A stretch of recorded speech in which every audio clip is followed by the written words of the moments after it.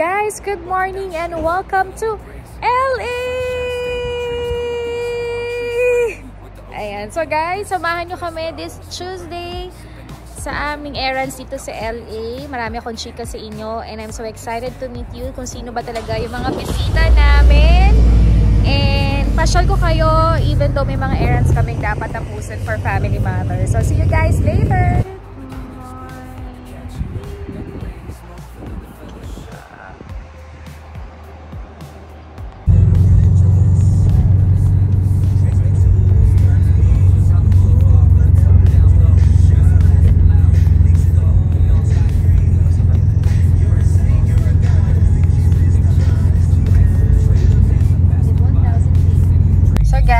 Tayo ay magta-try ng Filipino lunch dito sa LA na dating place ni Sweetie. Right, Sweetie?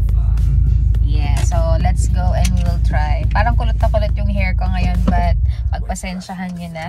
So samahan nyo kaming mag-lunch. Yeah, we're going through the... Ayan. So mag-try naman tayo ng Filipino food dito sa LA. Dito yan, oh, Manila. Okay, let's go guys.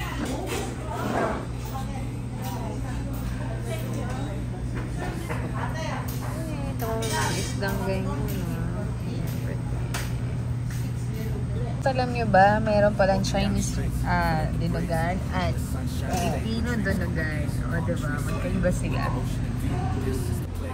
Guys, tapsilog, diba? And sayo na sayo? Liempo. Liempo at saka Caldereta at saka lumpia. So let's go guys, kain tayo.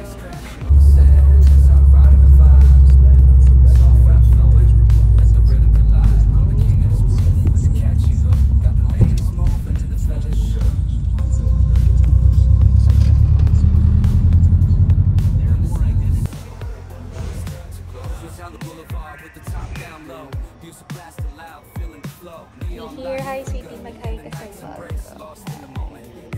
Guys, welcome back to our vlog. Andito na kami sa Mission Community Hospital. Ayan, napakatahimik. Ano nga bang purpose namin why here in LA or dito sa hospital? Kasi si mama, ang mama ni Sweetie, ang aking mother-in-law ay may operations ngayon. So, kami yung magbabantay at mag-aalaga sa kanya. And waiting na lang namin siya. I think nasa recovery room na siya. And si Sweetie nasa cafeteria lang.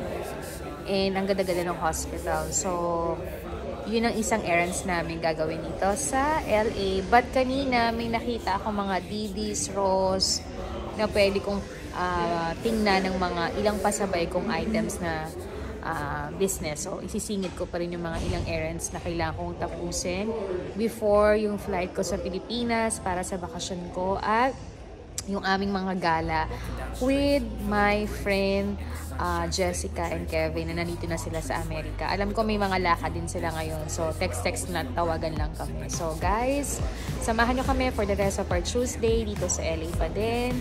Dito ako sa hospital or kung ano ba pang mga errands na gagawin namin. So, see you guys later!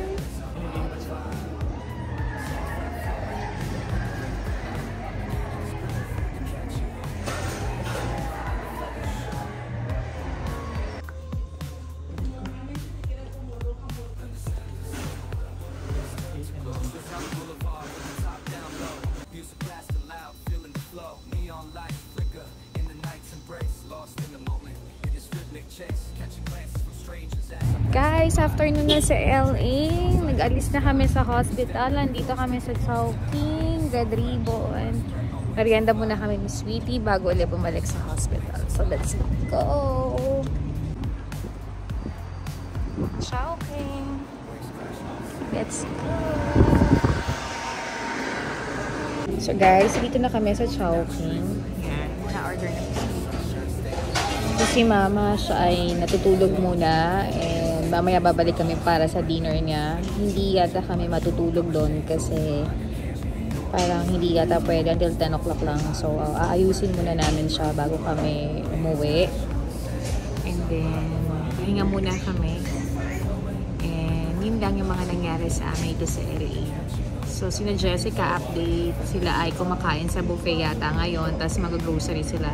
Baka mamaya magtawagan kami and kung makapag-video call kami, pahay ko sila sa inyo sa vlog ko. So guys, kain muna kami and balikan ko kayo later. Guys, we're doing our merienda shopping with Sweetie. Ayan. Super daming sasakyan dito sa LA. Grabe. Super busy. We here naman sa DT's. Ayan, hindi ko na maanong makapag-singit ng aking trabaho. So, ako muna ay mag-window shopping. So guys, sa loob na ako ng DT's. Ayan. Sa singit ko yung pasabay business ko. At tingin ako ng mga ilang pang pwedeng mabili. Ito naman, napakadaming ng DT's. So, mamaya na lang uli guys. Balikan ko kayo. So guys, haggard ng itsura ko. Grabe, but it's okay. Nakapamili na ako ng ilang paninda ko. Then babalik na kami sa hospital.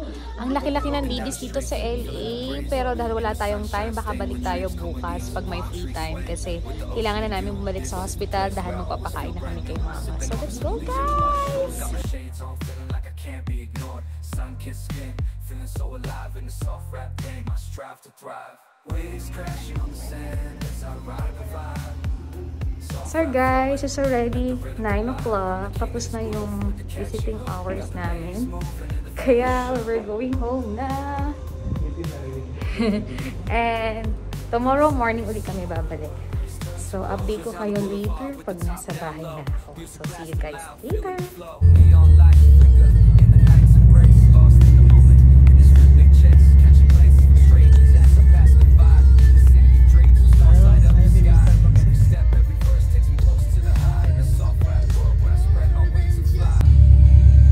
Guys, nandito naman kami ni Sweetie. Walang katapusang food trip maghapon. Pagkatapos ng pagbabantay kay mama, nasa McDo kami kasi yun yung pinakamabilis lang bilhin. Pero slight lang yung kakainin namin para matunaw agad sa katawan namin if ever. Shower lang, ligo lang, pahinga lang, prepare dahil tomorrow maagap kami babalik sa hospital. So, yun lang naman po ang nangyari sa maghapon namin dito sa LA.